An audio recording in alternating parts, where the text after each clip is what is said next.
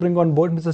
Sanjiv Kumar Singh, CMD and additional in charge for the finance vertical for Hindustan Copper, to really understand which way copper prices are likely to move, what could be the impact of global volatility on copper prices, and where is the mining capacity headed for Hindustan Copper. Let's connect with him. Good morning. Thank you for joining us.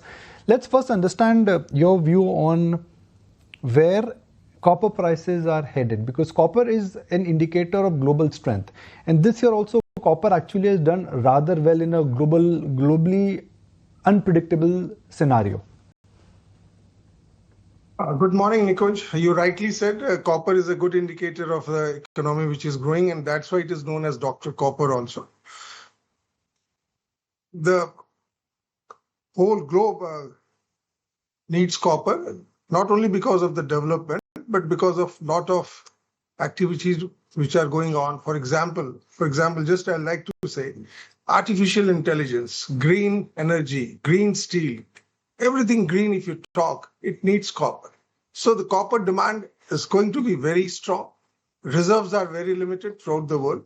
You must have seen, you must have observed in last 3-4 years, no big mine has come up across the globe. So copper demand has to be very strong. Now, for Hindustan Copper, if one really looks at the current capacity versus projected capacity, because the more copper you will, in a sense, produce, higher would be the realizations. What is the current capacity? What is the plan to take the capacity up? Because we understand that you're looking at a 3x jump in mining capacity. How will you achieve it? Yes, we are enhancing our production from roughly 4 million tons to 12 million tons in coming 5 to 6 years. We are reopening some of our closed mines which were closed since long time, since 2001 in the Jharkhand region of the Ghatshila area. 2 mines are going to come up in the third quarter of this year. And we are expanding our existing mines also. The flagship mine of Hindustan Copper, Malanjkhand, which is located in district Balaghat in Madhya Pradesh, has produced 2.75. This is going to produce about 5 million tons. The mines which are in Khetri region of Rajasthan, we are also expanding them. As present, they are having a capacity of 1.2. They will expand to 3 million tons. So 5, 3, 8 and 4. Roughly 12 million tons will be producing by 2031. This is our expansion plan, and we are going as per the schedule. All right. Morning, Mr. Kumar. This is Shrishti also joining in. But give us some sense that from which sectors do you believe that the sectors will drive the copper demand ahead, since you are bullish on the demand prospects and you're also opening up new mines? For now, we are seeing some of these emerging sectors like EVs, defense, they are very copper intensive. Going ahead, which sectors can drive the most of the demand? Ma'am, you rightly said EV, defense, infrastructure. Apart from this, the latest buzz is the artificial intelligence. Artificial intelligence means data centers, and huge numbers of data centers are coming. I think you better have records with in comparison to me. So these data centers will require huge amount of copper. So this is one of the biggest demand scenario which is going to come up in recent years. And renewable energy, that is there. That is always there, because we are now lessening our fossil fuels, moving towards cleaner and net zero and all that. So net zero, clean energy, data centers of AI, all these, if you combine together, will bring in huge demand of copper requirement. I'm just taking the clock back, and I remember in my school exam when I was studying metallurgy, there was a project on copper mining, right? How copper was mined and where copper mine is available. Has the process changed or still the same? Process remains the same. Process which was 10,000 years ago. Same process is here. We mine the ore, we mill it, we crush it, we make the concentrate, put this concentrate in the smelters, and then further to refinery, and we make copper rods and copper wires. The process remains the same. The only thing is that we have automated the steps which I have just mentioned to reduce the time and to bring in more and more efficiency to the operations. Okay, and so let's talk about the rare earth mineral supply crunch that's in the buzz right now. Help us understand if the company is looking to participate in any auction beyond copper, say lithium or other strategic rare earth metals?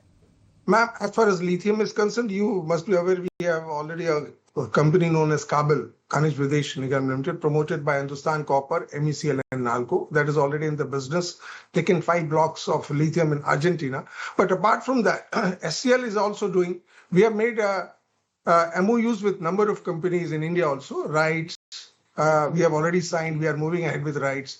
Very soon we'll be signing the MOU with Indian Oil and GAIL and then Coal India. All these MOUs are basically not only for copper, but rare earth, critical minerals, and all these elements will come into picture.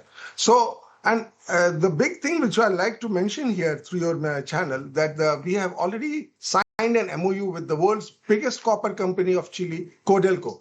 And on 1st April, in presence of our Honorable Prime Minister, and the team from Codelco has just landed in India today morning at 4 a.m. in Delhi, and they will be visiting our mines for 3 weeks, Khetri, Malanchkand, Ghatshila, and then to Calcutta, and then to Ministry of Mines. And that the basic MOU is for not only deep drilling, deep mining, with the best global practices, and we have the accents of having a JV with Codelco also. So all these things have to come up within 2-3 months, and you will see the results of it in the coming months. So this MOU is one of the biggest MOUs between 2 public sectors of India and Chile. All right. Yes, Mr. Singh, we do acknowledge the fact that you have signed an MOU with one of the big companies of Chile. But with respect to the rare earth magnet, this is one of those critical points which is for now indeed not just hitting the auto space, but some of these related sectors like EMS as well. There's a lot of concern that whether or not is India capable of getting this technology, or rather getting this supply for rare earth magnets within India. If you can give us some sense that how is India placed with respect to that, and how as Hindustan Copper is really planning to participate in this? Hindustan Copper is going to participate in the auctions, the blocks which are coming up very recently by Ministry of Mines. And we have already started this participation. We have already signed the MOU with the government of MP also and Chhattisgarh also. So it's for rare earth and critical minerals, I should say. So we have already started, and we have signed an MOU with IMT Bhubaneswar, because it's not the only mining part. The processing part becomes more important in India. We don't have the processing knowledge or information of many of the critical minerals which we get from different countries. So this IMT Bhubaneswar with Hindustan Copper is going in processing of certain critical minerals also, and they have already started our work on processing of the lean copper ore from our mines. So we are going on large scale as far as critical minerals and rare earths is concerned with the MOUs which we have signed with the number of PSUs, Maharatna PSUs of this country. Mr. Singh, if you talk about shareholding, the government currently holds about 66% stake in the company. Vedanta has time and again expressed its interest in acquiring stake in Hindustan Copper. Is anything in the works? If you could clear the air for us a little bit. Ma'am, I can only say one sentence. It's a divine metal. Copper is a divine metal. We are the only copper miner to the nation. Government is supporting us, helping us to restart all the closed mines. We are getting our statutory clearances with the support of the government, and government at every step is along with us. This is what I can say. That's all. Mr. Singh, before we let you go, what about the prices? Where do you see the prices headed? Because we did discuss on demand, the upcoming sectors where you believe that the demand will come from.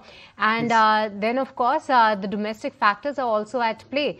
But internationally and domestically, where are the copper prices headed?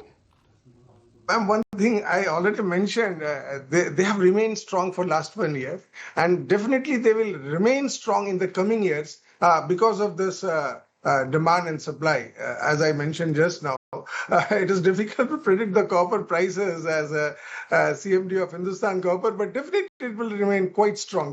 That's what I can say. All right, Mr. Singh.